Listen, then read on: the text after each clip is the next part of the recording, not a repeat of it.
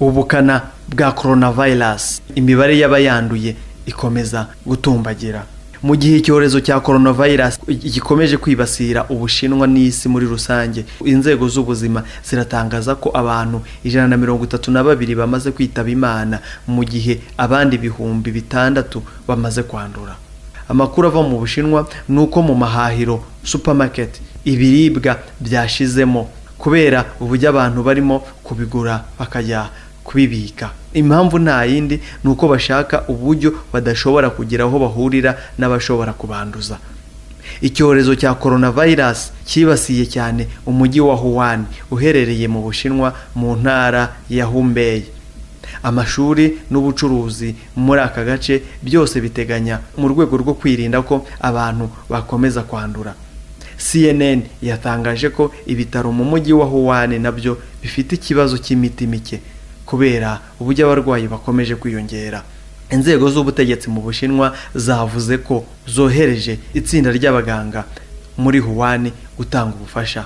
Umwarimu muri kaminuza ya Columbia muri Leta Zunze Ubumwe za Amerika, Dr. Yoko Furuya, yavuze ko umujyi wa Wuhan ugendwa cyane, bigoye ko wawunyuramo ngo be utakwandura iki cyorezo. Dr. William Schaffner wigisha muri kaminuza ya Vanderbilt wavuga ko iki ari ikibazo kibangamiye abantu bose bashobora kujya mu Bushinwa. Kugeza ubu abantu bose baba baragiye mu mujyi wa Wuhan mu byumweru bike bishize bumva bafite ibicurane, gukorora cyangwa guhumeka nabi, basabwe kwihutira kujya kwa muganga. Perezida w'Ubushinwa Xi Jinping yavuze ko iyi virusi ari satani ariko Ubushinwa bugomba kuyitsinda.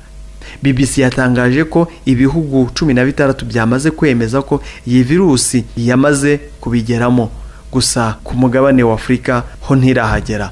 Ese koko iki cyorezo cyaba giteye ubwoba ugereranije n'ibyabanje? CNN ivuga ko iki cyorezo giteye ubwoba isi kuko kimaze gukwira mu bihugu bya Aziya no ku isi nko mu Bushinwa na Hong Kong. Ntibaribagirwa icyorezo cya SARS cyahitanye abantu 774 mu mwaka wa 2003 mu Bushinwa na 280 muri Hong Kong. Inzego z'ubuzima zigaragaza ko icyorezo cya coronavirus gishobora kwica abantu ku rugero rwa 2.2% cya SARS cyo cyari 10% mu gihe ikiswe MERS cyo cyari kuri 3.4%. Ibihugu byatangiye gucyura abaturage babyo bari muri Wuhan.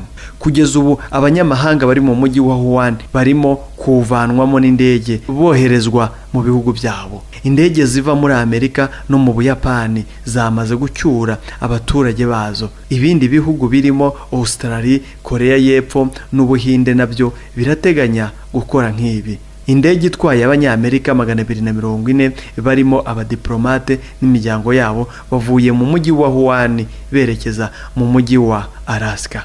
Abayapani 206 nabo bavanwe mu mujyi wa Wuhan bageze i Toronto kuri uyu wa gatatu. Amakuru avuga ko bose bashyirwa ahantu hihariye ngo bagenzurwe. Gusa kugeza ubu Abayapani 450 baracyari mu mujyi wa Wuhan.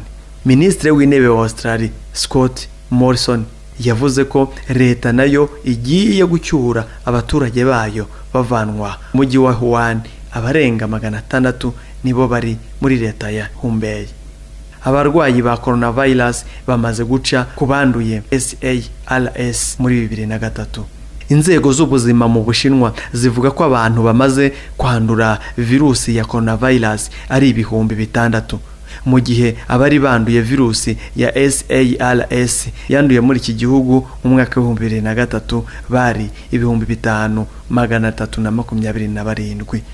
Muri rusange abahitanwe na SARS bari 774 mu gihe abari bayanduye bari 898. Amakuru avuga ko nubwo virusi ya coronavirus tica cyane nka SARS ariko ngo niyo yandura cyane. Inzego z'ubuzima zivuga ko bishobora kuba biterwa nuko muri iki gihe abantu begeranye cyane, bikaba binaterwa nuko abantu benshi bahahirana n'Ubushinwa. ishami ry'umuryango w'abibumbye ryita ku buzima OMS ryatangaje ko ryamaze kohereza inzobere mu Bushinwa gukurikirana iki cyorezo. Izo nzobere zikaba zirimo n'izo muri Leta Zunze Ubumwe za Amerika. Iyi coronavirus nshya bivugwa ko yakwirakwiye ivuye mu nyamaswa ihereye mu isoko ricururizwamo ibikomoka mu nyanja ya Wuhan. Biza gutahurwa ko yatangiye gufata abantu ndetse bakayanduzanya hagati yabo. Ahantu iyi ndwara iheruka kugaragara ni mu Budage mu gace ka Bavaria, ari naho hakane mu Burayi. Hari abarwayi 8 bagaragaye muri Thailand, 5 mu bihugu bya Leta Zunze Ubumwe za Amerika, Australia, Singapore na Taiwan, 4 muri Malaysia, Korea y'Epfo n'Ubuyapani, 3 mu Bufaransa, 2 muri Vietnam, n'umwe mu bihugu bya Nepal, Canada, Cambodia, Sri Lanka, Ubudage na Cambodia nanone. Ibimenyetso by'indwara ya coronavirus birimo kugira umuriro, gukorora no guhumeka nabi. Umuntu yanduzwa coronavirus n'uwayanduye yandurira mu mwuka wahumetswe n'uwakoroye ayanduye. Yandura iyo umuntu akoze uwayanduye cyangwa amusuhuje. Iyo umuntu akoze ku kintu cyangwa ahantu hari iyo virusi noneho agakora ku munwa, ku izuru cyangwa ku maso mbere yo gukaraba intoki, ndetse rimwe na rimwe ishobora kwandurira mu mwanda wo mu musarane. Njyewe ndi Umushakamba Maurice, dukomeze twirinde ibyorezo nk'ibi ngibi. Imana idufashe kibonerwa urukingo kitaragera mu bihugu bya Afurika.